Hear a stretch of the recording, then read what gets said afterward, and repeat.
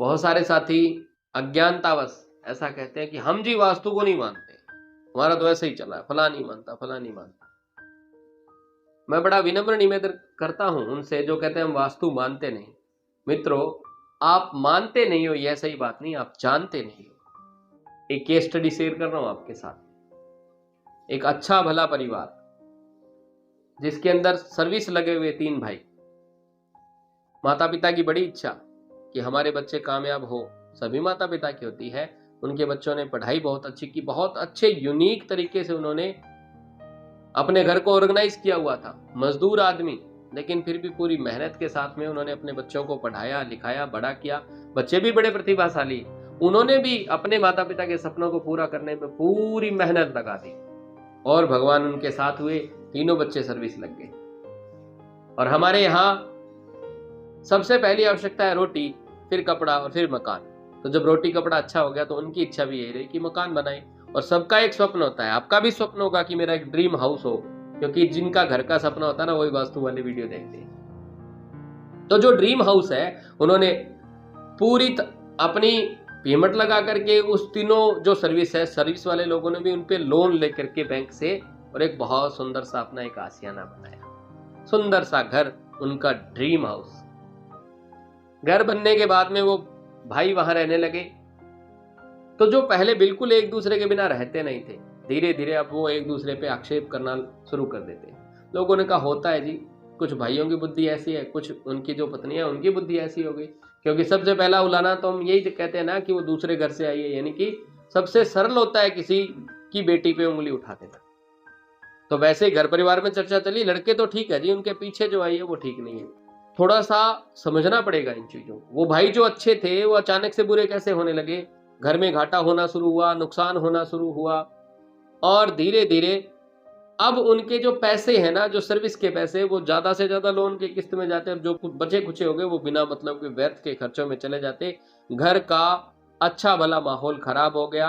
अच्छा भला बसा हुआ घर, जहां माता पिता को खुशियां मिलनी थी, जहां बच्चों को एंजॉयमेंट मिलनी चाहिए थी, वहां पे अब रोजाना नित्य क्लेश होने शुरू होता है। विवाह के समय छोटे छोटे भाई की शादी थी, उसके समय तो इतनी जीतों पैजार उनके घर में हुई कि बात लड़ने मरने तक की आ गई।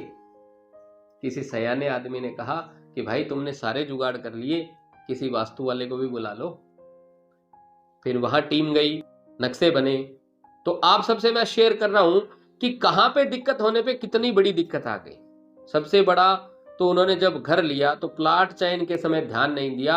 जो रिश्तों की दिशा होती है, साउथ वेस्ट जिसे हम बोलते हैं, उसके जस्ट बाहर बहुत बड़ा पानी का स्टोरेज था।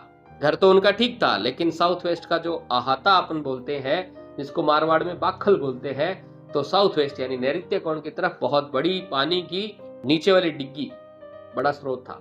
उससे क्या हुआ, पृथ्वी तत्व जो है वो कमजोर पड़ा, रिश्तों के अंदर पिलपिलाहट आनी शुरू हो गई। पानी की डिग्गी ने अपना काम किया, रिश्तों को कमजोर किया। और बद से बदतर स्थिति कब हो गई, जब उन्होंने साउथ वेस्ट के अंदर दीपावली पर लाल रंग करवा दिया। लाल रंग यानी क्या, गुस्सा, आक्रोश। तो रिश्तों के अंदर तनाव बढ़ गया। रही सही कसर तब निकल गई जब दीपावली सफाई के अंदर उन्होंने अपने परिवार की जो एक फोटो थी, पारिवारिक फोटो, वो घर के south of south west direction के अंदर लगा दी। मित्रों, साउथ साउथ वेस्ट का जो जोन होता है वह होता है डिस्पोजल का। तो फैमिली ही डिस्पोज होने के कगार पे आ गई। रिश्तों में तनाव रहना शुरू हो गया, रिश्तों में पिलपलाहट शुरू हो गई। और बिल्कुल उनके घर के ईस्ट ऑफ नॉर्थ ईस्ट, जो कि होता है आपके फन का, जॉय का, खुशियों का, उसके अंदर टॉयलेट होने की वजह से जब भी घर में उत्सव का माहौल आता, जब भी पर्व का माहौल आता, जैसे कि शादी की मैंने बात बताई, तो खुशियां सारी खड्डे में चली गई और वहां से बदबू आनी शुरू हो गई, यानी कि लड़ाई दंगा शुरू हो गया। छोटे छोटे उपाय करवाए गए। साउथ वेस्ट के टैंक को बंद करवाया गया, ऊपर वाटर टैंक बना दिया गया। लाल रंग को हटा करके उस जोन का जो सूटेबल कलर है वह वहां पे करवा दिया हमने।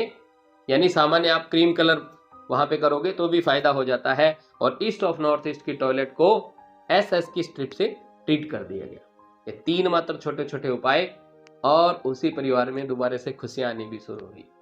तो ऐसे सदियों से हमारे देश के अंदर ऋषि मुनि आए हैं, उन्हीं का ज्ञान है, हम सब का ज्ञान है। अपने सनातनी होने पे गर्व करें, अपने ज्ञान पे गर्व करें, और इसको मान करके जीवन में खूब खुशियों को प्राप्त करें। इन्हीं शुभकामनाओं के साथ जय सिया राम।